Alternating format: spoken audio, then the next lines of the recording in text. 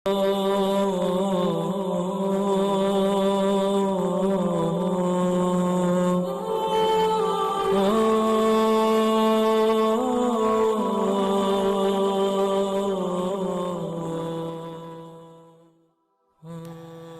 باللہ من الشیطان الرجیم، بسم اللہ الرحمن الرحیم۔ السلام علیکم میرے معزز اور قابل احترام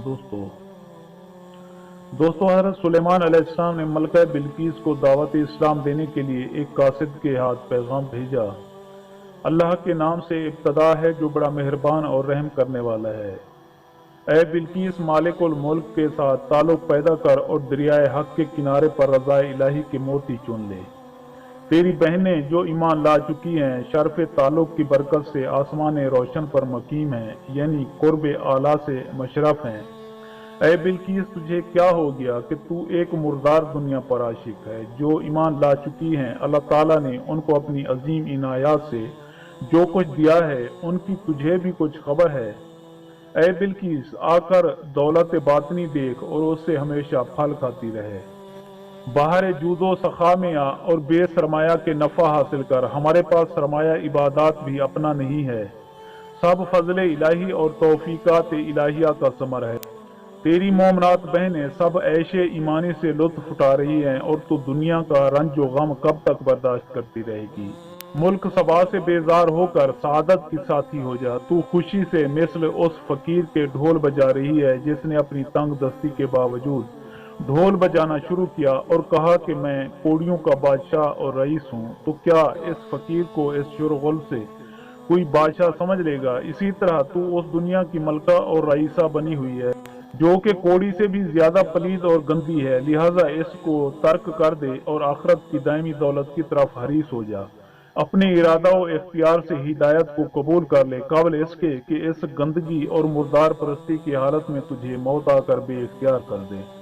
موت سے پہلے اسلام قبول کر لے اور حق تعالیٰ کے قرب کی سلطنت کا نظارہ کر لے۔ قضائے الہیہ سے جنگ نہ کر، ورنہ موت آئے گی اور تجھے کان سے پکڑ کر مالک حقیقی کے پاس لے جائے گی۔ اس وقت سوائے ندامت کے تجھے کیا ملے گا؟ جس طرح چور کو سپاہی کھینچ کر کوتوال کے پاس لے جاتا ہے، اس طرح کل کو موت تجھے کھینچ کر لے جائے گی۔ تیری بہنیں جو ایمان لا چکی ہیں اسلام کی دولت سے سلطنت لازوال کی مالک ہیں اور تو دنیا حقیر کے لیے خوش ہو رہی ہے۔ دنیا پرستی سے باز آ جا۔ مبارکباد کا مستحق ہے وہ شخص جو اس ملک کے فانی کی محبت سے آزاد ہو گیا، کیونکہ موت اس دنیا کو اور دنیا کی تمام لذتوں کو ہم سے چھڑانے والی ہے۔ وہی شخص اچھا ہے جو اس بے وفا کو منہ ہی نہ لگائے، بس بقدر ضرورت اس سے واسطہ رکھے لیکن دل سے دور رکھے اور دولت اخروی میں ہماتن ہما وقت مصروف رہے۔ اے بلقیس، آ اور دین کے سلاطین کی سلطنت لازوال کا مشاہدہ کر۔ آسمان پر بے بال و پر کے خورشید اور بدر ہلال کی طرح طواف کرتے رہو۔ اے لوگو، اللہ کی محبت سیکھو اور عرش والے سے رابطہ کر کے پستی سے نکل کر فلک پر مثل سورج و چاند کے روشن ہو جاؤ۔ ایمان لانے کی برکت سے تو ہر وقت اپنی ذات کے اندر مستقل سلطنت و لشکر اور تخت شاہی کا مشاہدہ کرے گی، کیونکہ سلاطین کو تخت و تاج کی بھیک دینے والا تیرے قلب پر اپنے لطف و کرم کے ساتھ سایہ فگن ہوگا۔ اے وہ جان جو اللہ تعالیٰ کی محبت و قرب و رضا کی سلطنت لازوال اور دولت غیر فانی سے مالا مال ہو گئی ہے، موت کے وقت تمام چیزیں جدا ہو جائیں گی، لیکن تو اپنی ذات سے کیسے الگ ہوگا؟ قرب باطنی جو تیری ذات میں داخل تھی اس کو تیری روح اپنے ساتھ لے کر خدا کے حضور روبرو حاضر ہوگی۔ تیرا ملک و مال تیری عین ذات ہے۔ دوستو، اس واقعے سے ہمیں یہ سبق ملتا ہے کہ دنیا حاصل کرنا کوئی برائی نہیں، لیکن جب دنیا کو آخرت پر ترجیح دی جائے تو پھر سراسر خسارہ ہی خسارہ ہے۔